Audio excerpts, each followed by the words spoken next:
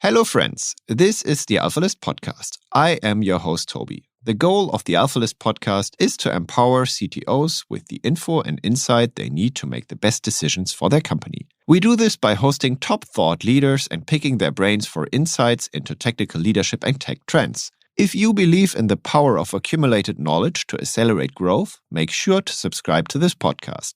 Plus, if you're an experienced CTO, you will love the discussion happening in our Slack space where over 600 CTOs are sharing insights, or visit one of our events. Just go to alphalist.com to apply.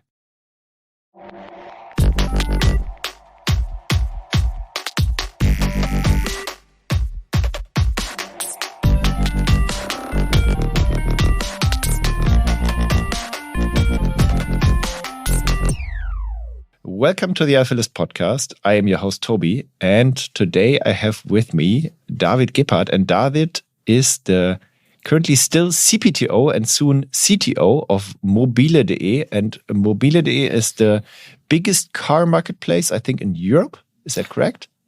We can only claim Germany for sure, because we're pretty much focused on the German market, but big is correct.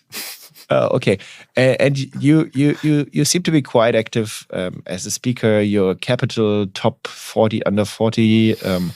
By the way, are you still under 40 or? I'm still under 40. Yes, wow. I still have some room.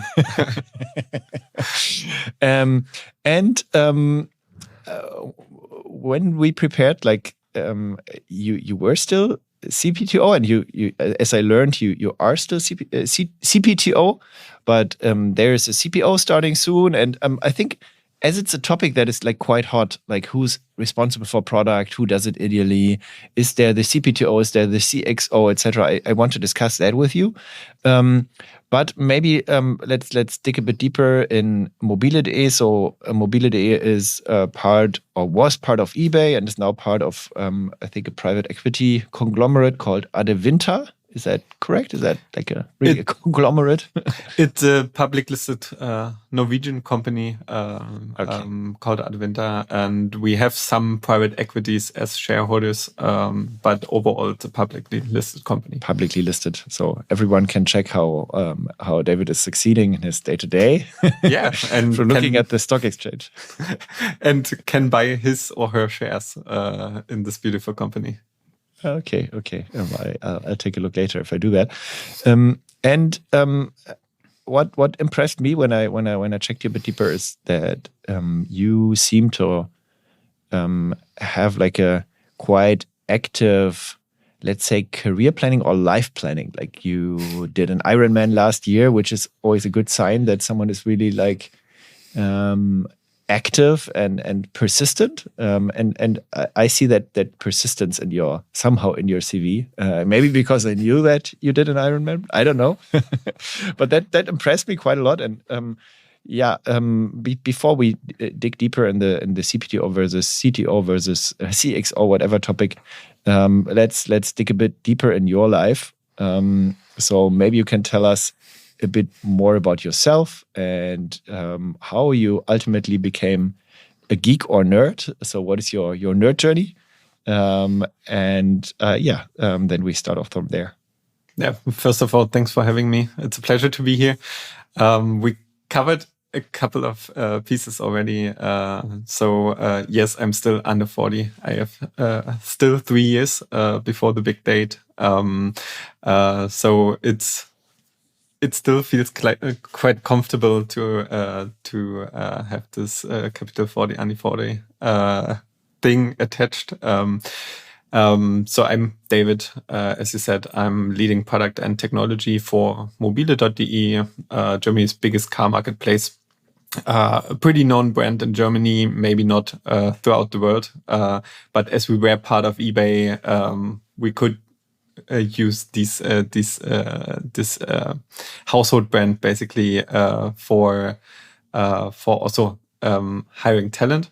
Nowadays with Adevinta, I think Adevinta is maybe not the well-known household brand, but if you look at the companies that are part of Adevinta, you will recognize some of the big names like mobile.de and Kleinanzeigen in Germany, and there are a lot of other of these classifieds company throughout the world. So Adevinta is actually the biggest classifieds company in the world with the portfolio.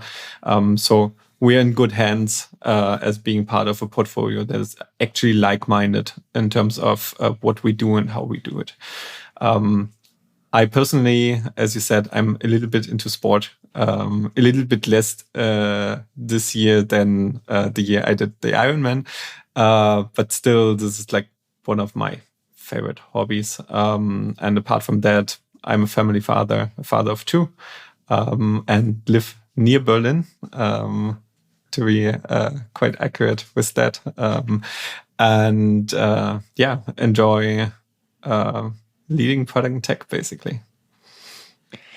Okay. And how did you get into tech? Like, when did you start programming, and why? What excites you about it? Yeah, my parents would say it started with me screwing up their computers when I was young.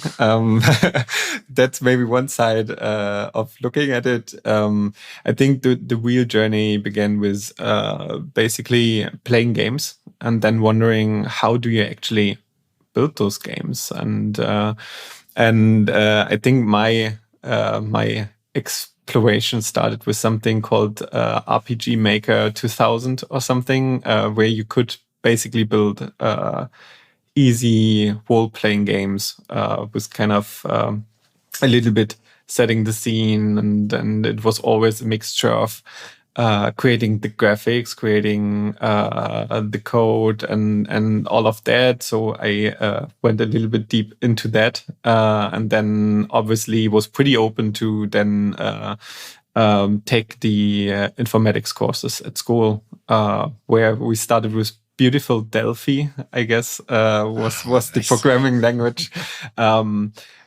where it. I mean, you can say whatever you want about Delphi, but it's quite suitable to teach you the ins and outs, and also like object orientation and this and that. So I think this actually paved kind of the way. And then the other aspect was I was pretty much into music. I think rock music and stuff. I think this comes from my father's side.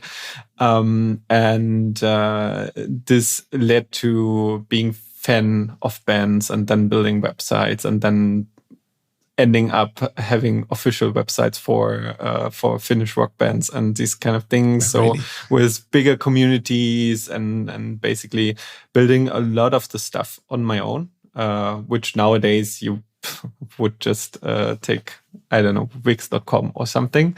But back in the days, you actually ended up building kind of a blogging system, a news system, a forum, and all of that on your own. And then bit by bit replacing it with commodity stuff and doing the migration. And I think this all led to me being pretty interested in that. And then in the end, also picking in business informatics as something to study after school.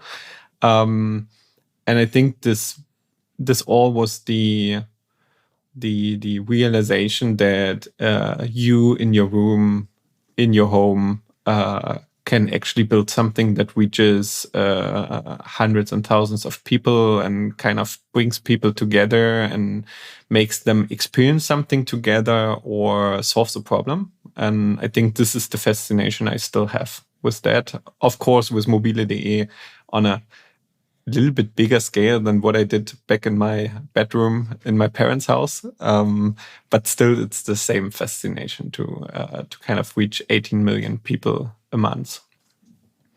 And it sounds a bit like no longer Delphi, but PHP or something back in the days then, with your community work, or was it? I mean, my usual tech stack for my private web projects was PHP back in the days, and then a lot of jQuery stuff. I also ended up writing for a magazine called Internet Magazine back in the days, how to write jQuery plugins and these kind of things.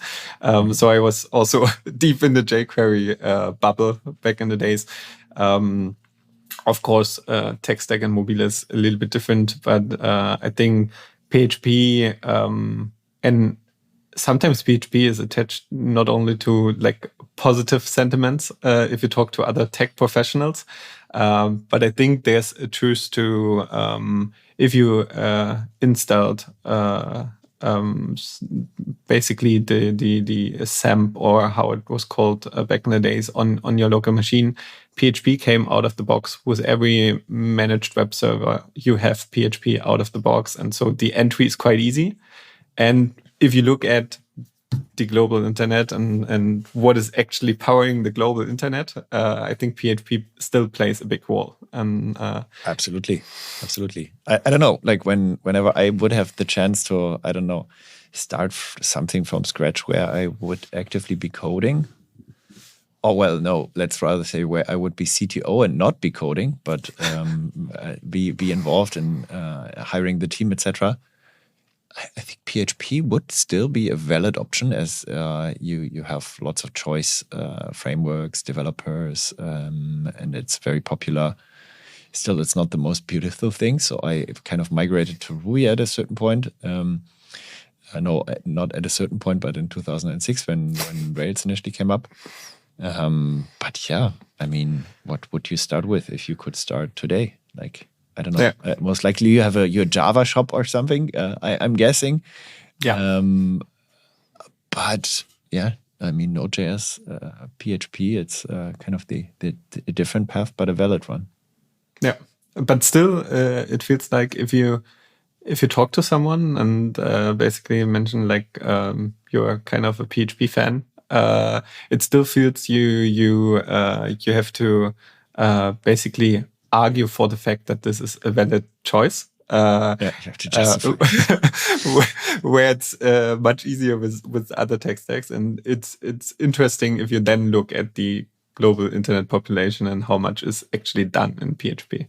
Yeah, but I mean, same applies to WordPress, right? Yeah, that's much harder even. We touched your Java shop briefly, and you already acknowledged.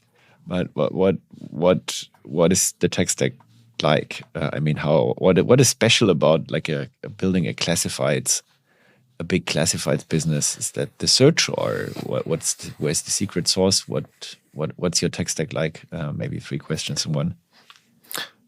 Yeah, I mean, one of the key things a classified site needs to do quite well is the search. So you already touched upon that.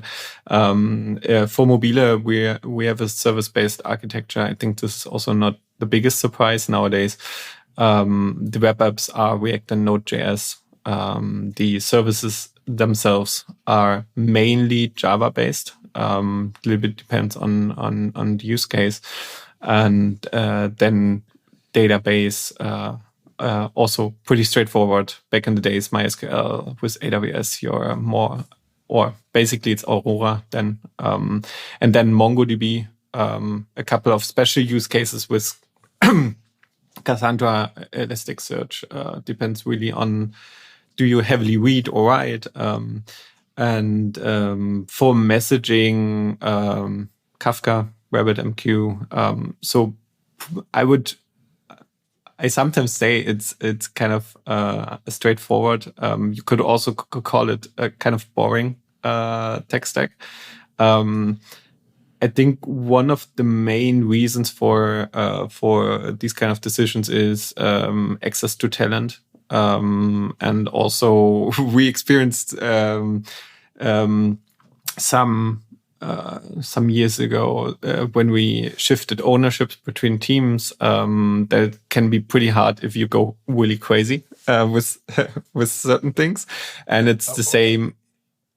Yeah, and it's the same if somebody leaves and this is the only person who actually knows how this service in, I don't know, Go works. Absolutely. And to me, it already sounds a bit crazy. I mean, it's a lot of technologies, right? Especially on the data side. And then Kafka and RabbitMQ in combination. Is that like, if you could start from scratch, would you maybe X out a few of those technologies, or? Yes, I mean, if you look at that, and we are having a tech radar where we say like, what are things we actually look into? What are things that are standard? What are things we're looking to kind of phase out. And I think this tech stack is first of all also a result of a couple of migrations, also coming from eBay, going to Adevinta, coming from a private cloud, going to a public cloud, and these kind of things. And it's also a result of a company that is 27 years old. We can't really hide that. When it comes to the biggest challenges, also related to tech stack, related to running a tech shop that is 27 years old. Obviously, we do not have any code left that is actually 27 years old, but you have pieces of the platform that are older than others. And I think balancing technical debt removal or modernization with basically building features that add users value is an ongoing challenge you have, and partly the tech stack is also kind of a result of that. But yeah. So where's Cassandra on the radar? I think nothing we actually progress using. It's really one of the results. Okay. Yeah, I can imagine. I'm somehow a fan, but also it's a love-hate relationship because I've used it for a long time, and it's lots of effort as well. And it kind of, tech kind of moved, and let's say data in particular kind of moved to being very complex and then kind of back to simple. So if I would start from scratch, I would just use Postgres. Yeah, I understand that. But well, then I guess you also use Kubernetes and all of that stuff that everyone uses. Like as long as you get bigger and you how big is your tech team? Tech alone, like engineers, 250 people. Wow. Roundabout. So product and tech overall is roughly 400. That's a lot. That's impressive. And maybe coming to the topic. So the whole CPTO discussion and CTO versus CPTO versus CPO in parallel or under CTO, and like there are very, very a lot of variants. You took the path from CTO to CPTO and back, or are taking the path back right now. What are your thoughts? Or maybe let's start with another question. Where does innovation come from? Yeah, so innovation is, first of all, a tricky term in terms of definition, what innovation actually is. And sometimes innovation is pretty bound to, hey, let's use the newest shiny tech stuff. Nowadays, potentially it's using LLMs and put a flag on your product. Yes, we're using also AI. That is part of innovation sometimes. But for me, the definition of innovation is more also related to actually adding value, because like AI for the sake of AI, I'm not a big fan of that. So I think innovation is using what's there. It can be new tech. It can be tech that is around for, 15 years. Bring it to utilization and solve a problem that has not been solved before in that context, which creates value. Maybe that sounds overly complicated, but for me, the limitation of it's just using shiny new tech is not cutting it, basically. And in that sense, I think it's hard to say where does innovation come from. I think it's first of all, I encourage everyone in our company to come up with ideas. in that sense. And then obviously there are facilitating roles that are needed in a company like ours, where it's about building digital products. Because I think that also makes a big difference. If you're, I don't know, a company that produces shoes, it's potentially different what you're looking for in innovation than if you're mobile.de, right? So for us, a lot of the ideas also come from customer service, sales, user research, product, but it's also tech. And then I think you actually at least need the two worlds of CPO and CTO, or their teams to actually facilitate picking that up, evaluating that, is this something we want to do, and then building it. I think in our case, a lot of that comes through the way we work. Basically starting with the user problem, user research, and building it up. But user research is also like getting insights from our sales and service teams. And then evaluating it. On top of that, we also have a format that is called Innovation Days that we run quarterly for 3 days, where we basically have kind of a hackathon style event, which starts with pitching ideas.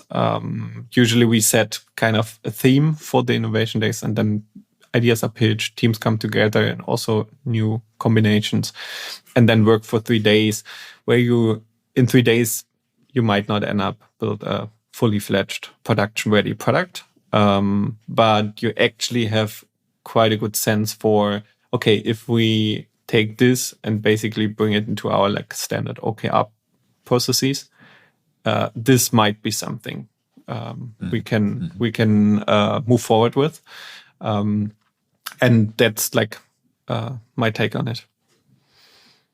Okay, and I guess the hackathon is not necessarily business connected, or is it? Does it have a like necessary business context, like the results? Yeah. No. Okay. I think there are basically 2 tracks. So you can pitch a topic or an idea, and this can be everyone in mobile. Like the Innovation Days are not a product and tech event. It's really like someone from BizDev comes in and says like, I want to build this new AI thing that basically autofills everything, so that creating a listing does only take 1.5 seconds, for example. Can someone be from marketing, from customer service, and obviously also a lot of product managers are doing that. It can also be someone from tech saying, okay, here's this new framework, new LLM that is basically doing that, and I have seen that we are doing a thing we can do better with that. And then the second track that is also used is basically when engineers just want to have a look at a new framework, or basically work on internal tools that will then help us just be better as an engineering organization. So a lot of our tooling around, like we have an application inventory where you see the dependencies between services and all of that. All of these things were actually created in Innovation Days too. I think the role of the CTO actually evolved in the last years. Let's say 10 years ago, it was more like you could even play with tech a lot and say, okay, I want to use Cassandra. Let's create a use case, basically. And that changed. And I think you also went through that learning curve as a company, maybe potentially you yourself as well. And then at a certain point, took 2 hats. And said, okay, I can do business as well. how did that learning curve work, and like why did you initially do both? And do you think it can work out, or? It can. So this is the short answer. Yes, CPTO as a combined role does work. But, and this is also the reason why I'm changing it, I think there's a time and a size of company, and it's a question of complexity of the product and the setup around you that's actually influencing how well that works. So when I became CPTO, we were much smaller. So I think product and tech back then was like 150 people and not 400. So that makes a huge difference. And then the other piece was back in the days, we were a classifieds platform. So you had sellers, buyers, and they were able to contact each other pretty straightforward. What happened then is that along the value chain, we actually created adjacent businesses. We went into financing, into trade-in, into you can fully online buy a car. We then bought companies, a community and a leasing company and so on. So the complexity of what we're doing evolved quite a bit. At the same time, the team size evolved quite a bit. And I think the setup back in the days in the company that was owning us was also more combined in terms of product and tech. In Adevinta, it's more that you have product and tech as basically two heads. And this basically all ended up me also having dotted lines into quite a number of people next to my reporting line to the CEO of mobile.de. And then a lot of the things basically end up with you and only with you as you're then responsible for product and tech at the same time, which kind of moves you further away from the teams as you're obviously dealing also with requests out of the bigger portfolio of companies. When you have requests from investor relations or from investors and shareholders, it ends up with you. So I think it's partly a decision that was driven personally by me, that I really want to focus on something more closely again. The second aspect is if you're part of a digital product company, I think having this kind of focus on product and tech, that it's actually there and not only managing it, is quite important. And then looking at the road ahead, because what we're planning to do in terms of new products and basically extending the value chain even more.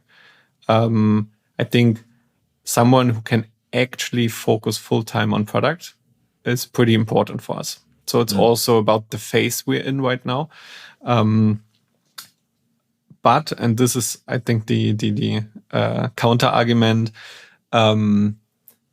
having product and tech combined also means that you can actually solve a lot of tensions you potentially have between product and tech at that single wall. So basically, it was fighting me with me in a room. That was easy. So I think it's also it depends answer in a way, because if you pick like the wrong person, this can be really complicated. So this is maybe also the question why my search for a CPO. So my partner in crime took quite a while, but I'm pretty happy now that a start date is rather sooner than later of this person. So I think there's no answer where you say like this is better or worse. It really depends on the phase you're in, the type of company you are, and what's ahead of you. And what you personally enjoy as well, right? Yes. I feel that many CTOs that move into that direction struggle with the fact that they have to take care of today, so operations, and tomorrow at the same time. For many, it's just easier to take care of today as they are used to it, and it's kind of the comfort zone, and then they really struggle to tackle tomorrow. Was that a challenge for you as well? I would lie if I'm saying it's not. I think it's a struggle, especially in an organization of that size and complexity. There is way too much to deal with for the today. So setting aside time where you actually sit down and think about, okay, and what do we need in the future, for the future? How should our product evolve? And if you then say one of the key things a CPO should do is actually visiting customers and setting aside time for that and so on. So time is limited. And I think one aspect that is maybe stronger in CPTO worlds then is this, am I doing both of the worlds good enough question? You will ask yourself, like, you will also ask this question if you're only CTO. But I think if you combine more and more of the responsibilities in one role, this question will be eating you up bit by bit, in a way. And the only thing you can then do is building a team that is actually taking responsibilities that normally would be part of the CPO or CTO role, because it's just not doable anymore. Mm-hmm. And I would also say you said you have to fight with yourself. You kind of lose meaningful fraction that in many cases meaningful and in many cases meaningless. But it's hard to differentiate between like the good and the bad at that point. And you suck that away potentially if you have both in one role, right? But I think summing it up. Via looking at complexity and size is potentially the best, right? Or what is your conclusion there? Yeah, I think it's a type of product. It's complexity, and lastly, what's ahead of you. And I think that's what's ahead of you was then also kind of the leading path to decide, do I take the product or the tech side in the future? When thinking about that, I mean, yes, my roots are more on the tech side. So I think that was influencing my decision. But the other piece was that bringing someone in from externally felt that it will have more impact on what Mobile as a product is than bringing someone in on the tech side. Maybe you could also argue with that. But for me, it was like having someone with like a fresh pair of eyes, with experience also in other industries, consumer-facing industries, coming in and shaping what our product is and how it will evolve, felt like a bigger impact than on the tech side. Mm-hmm. You recently wrote on LinkedIn a post about self-efficacy. So, like, how effective are you? Right. The question: how effective are you in your job? What is your personal outcome? The outcome that you produce or you push for. Was that a topic you thought about a lot when you acted and when you were wearing both hats? Yeah, and I think this topic goes way back. Basically, with the moment I was appointed CPTO, one of my mentors came to me and said, like, and be aware of one thing: the basically visible outcome of what you do or the impact you produce will be even more indirect now and way farther away. Also looking at time, I was like, yeah, it's okay. I know that. And I think when it then hits you, when you basically have your days filled with a couple of challenges, removing blockers, obviously also a lot of meetings, doing also a lot of general management, basically.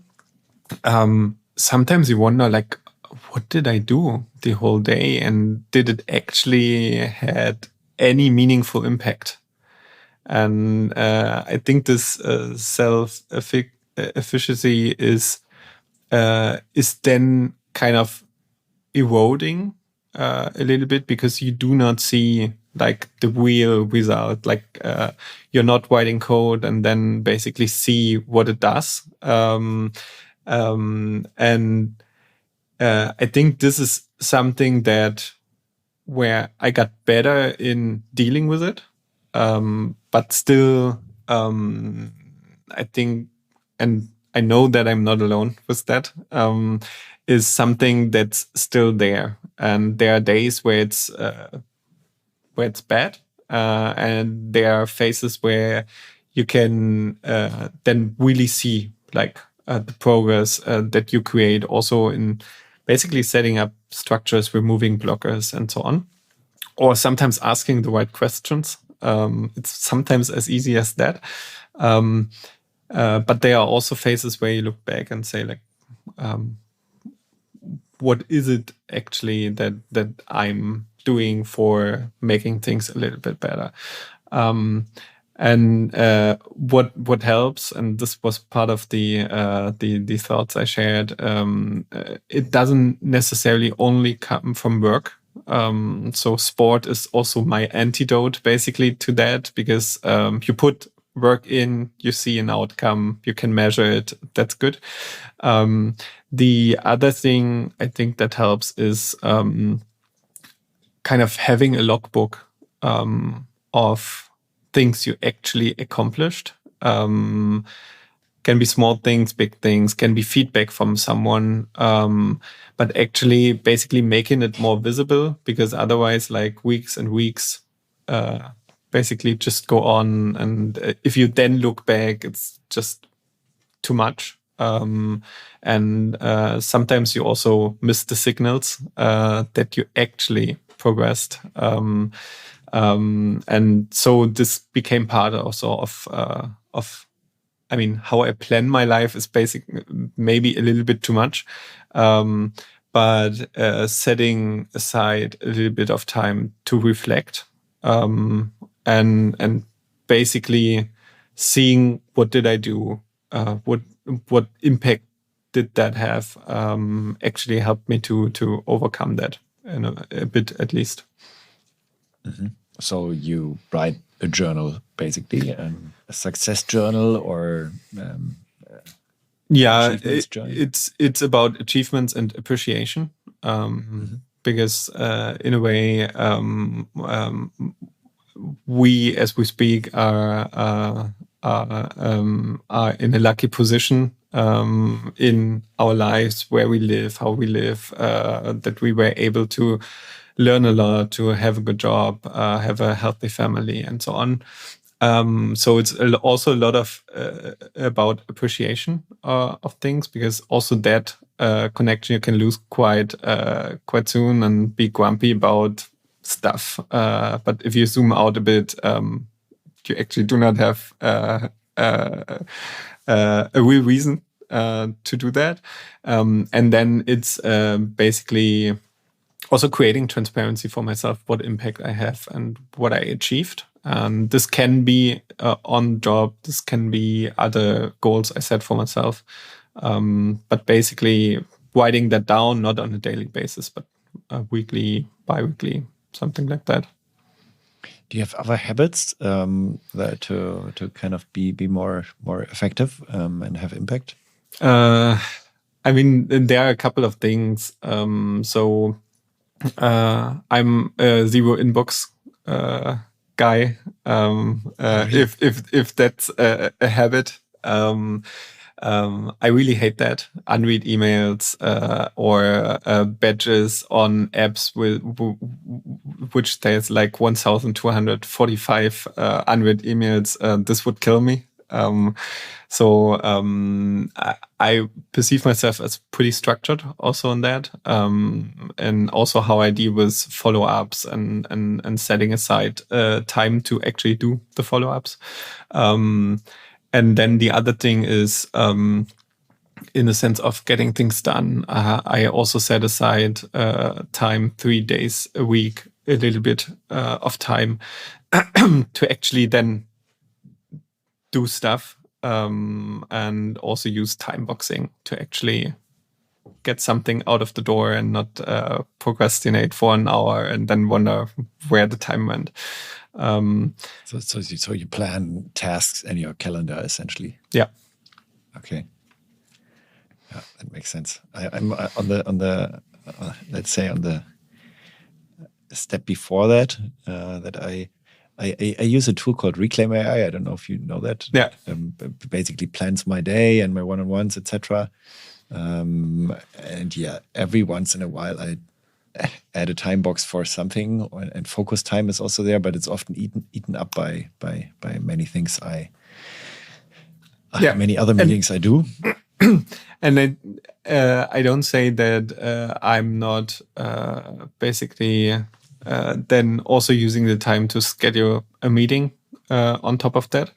But for me, it's really the question of reserving that time and then making an informed decision on what's the most important or urgent thing I actually need to take care of, and not having someone else defining the meeting that is in there.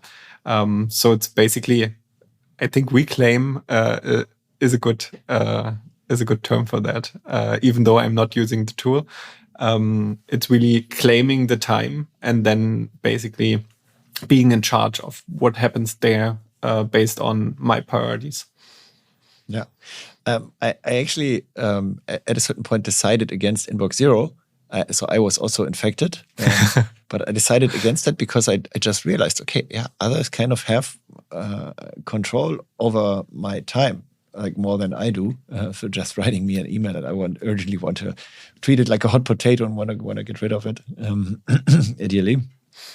Did you also think about that?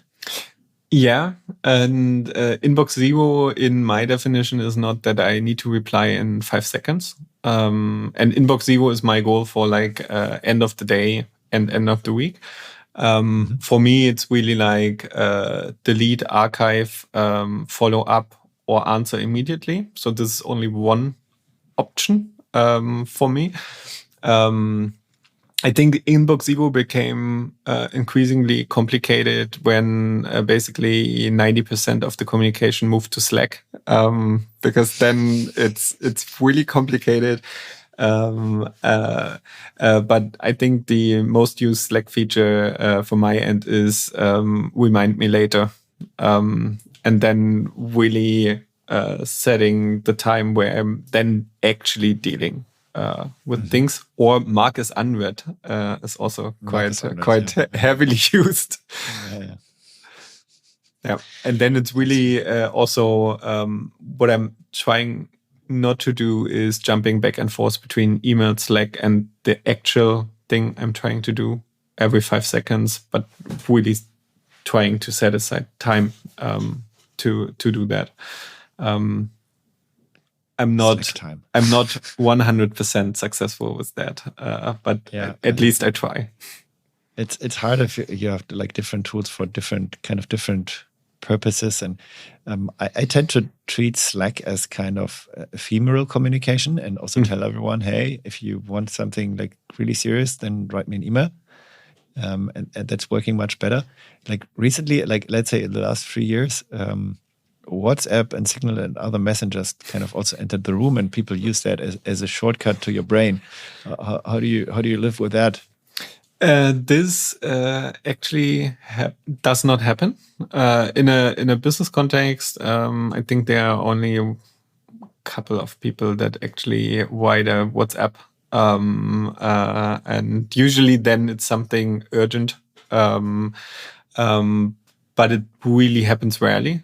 I think I opened that door when I'm on PTO. And then basically my team knows that if they really want to reach me and it's urgent, because I usually turn off notifications on Slack and email when I'm off, then they know old school SMS or WhatsApp will help. But that's the good thing in having a great team. This rarely happens. So they can actually live quite well without me, at least for a while. Okay, yeah, I tend to not give everyone my phone number these days because it's kind of really developed, and I also hate the badges. I turned off most badges, to be honest. Like for most apps, I just turn it off because I also can't live with it. It's a bit, you know, strange. What I like? Do you have like maybe one or two, or no? Let's say your top recent discovery, something that really made your life much better, something that you recommend to everyone. Could be a tool. I don't know.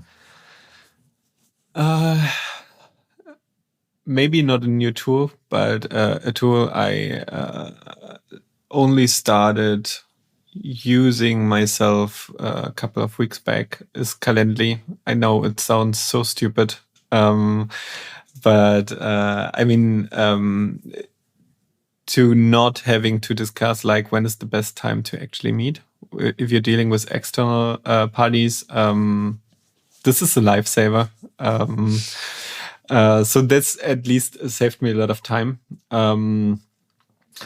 Apart from that, I mean, there are basically on a daily basis new AI tools out there that at least in the first 5 minutes, it feels that it could improve my day-to-day life. I think the ones I'm sticking with right now is quite obvious, Bart and ChatGPT that I'm actually using on a daily basis. Maybe also not new, but probably the tools that had the most impact on how I do things over the last year. Yeah, I also use GPT a lot. Kind of like sometimes pisses people off because they also see it. But yeah, you need to be a little bit careful. But I think for things like first ideation on something where you could do it yourself, but it's just way faster.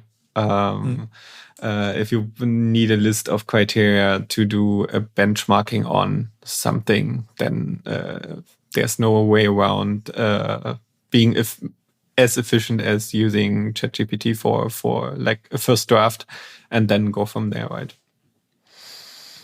Do you use it to code as well? I personally not. We as a company obviously use Copilot, at least trying it out to see like how does it help us. In my personal pet projects, I'm doing not so much.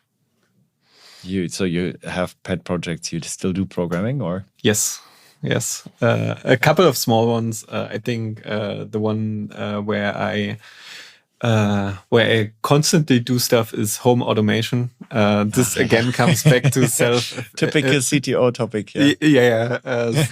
And it's also coming back to this. Do you see the results of your work? Type of thing. You do something, and then by magic, the light actually goes on.